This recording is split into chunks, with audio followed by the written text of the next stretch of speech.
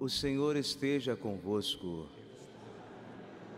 Evangelho de nosso Senhor Jesus Cristo, segundo São Mateus. Naquele tempo, enquanto Jesus subia para Jerusalém, chamou à parte os 12 e durante o caminho disse-lhes: Vamos subir a Jerusalém, e o Filho do Homem vai ser entregue aos príncipes dos sacerdotes e aos escribas, e o condenarão à morte, e o entregarão aos gentios, para ser por eles escarnecido, açoitado e crucificado. Mas ao terceiro dia ele ressuscitará. Então a mãe dos filhos de Zebedeu aproximou-se de Jesus com os filhos e prostrou-se para lhe fazer um pedido. Jesus perguntou-lhe: Que queres? Ela disse-lhe: Ordena que estes meus 2 filhos se sentem no teu reino, um à tua direita e outro à tua esquerda. Jesus respondeu: Não sabeis o que estais a pedir. Podeis beber o cálice que eu hei de beber? Eles disseram: Podemos. Então Jesus declarou-lhes: Haveis de beber do meu cálice, mas sentar-se à minha direita e à minha esquerda não pertence a mim concedê-lo. É para aqueles a quem o meu Pai o designou. Os outros 10 que tinham escutado indignaram-se com os 2 irmãos, mas Jesus chamou-os e disse-lhes: Sabeis que os chefes das nações exercem domínio sobre elas, e os grandes fazem sentir sobre elas o seu poder. Não deve ser assim entre vós. Quem entre vós quiser tornar-se grande, seja vosso servo. E quem entre vós quiser ser o primeiro, seja vosso escravo. Será como o Filho do Homem, que não veio para ser servido, mas para servir e dar a vida pela redenção dos homens. Palavra da salvação.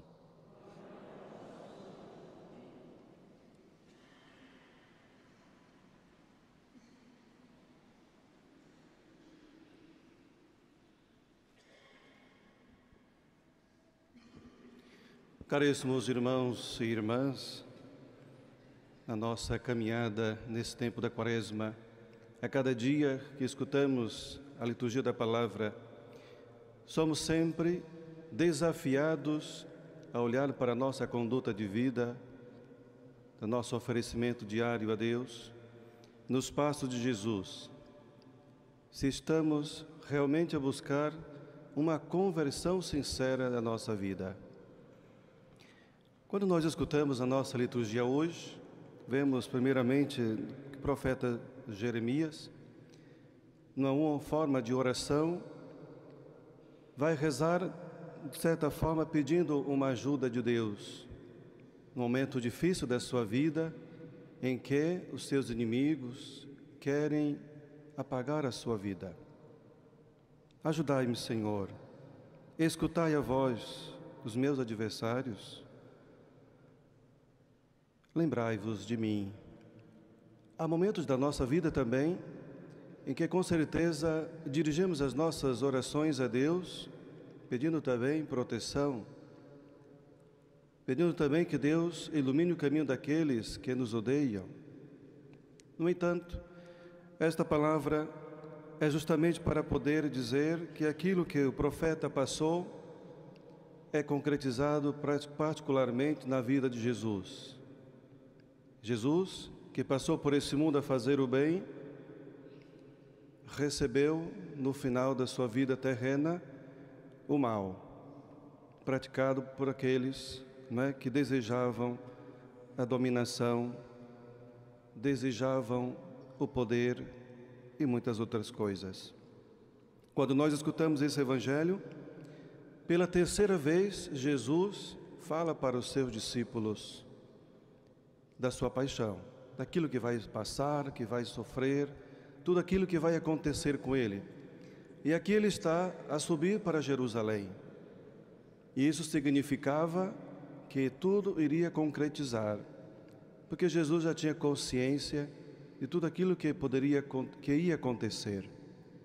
Então, nesse discurso em que Jesus vai dizer que vai sofrer, que vai ser entregue, que vai morrer, que vai ressuscitar, de repente entra em cena a mãe de 2 dos seus discípulos. Entra com outro tema.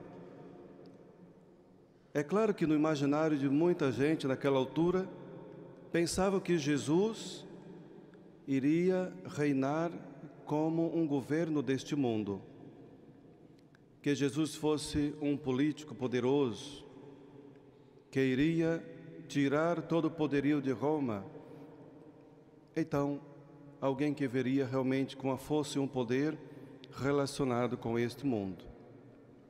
Mas Jesus, depois desse diálogo com esta mãe dos filhos de Zebedeu, vai explicar mais uma vez o verdadeiro sentido do seu reinado.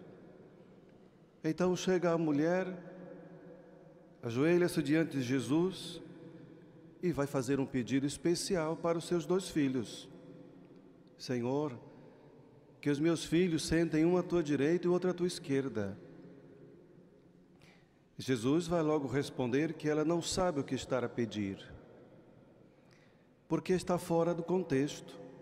Jesus está a falar de sofrimento, está a falar de traição, está a falar de entrega da sua própria vida, está a falar que vai morrer, mas também que vai ressuscitar.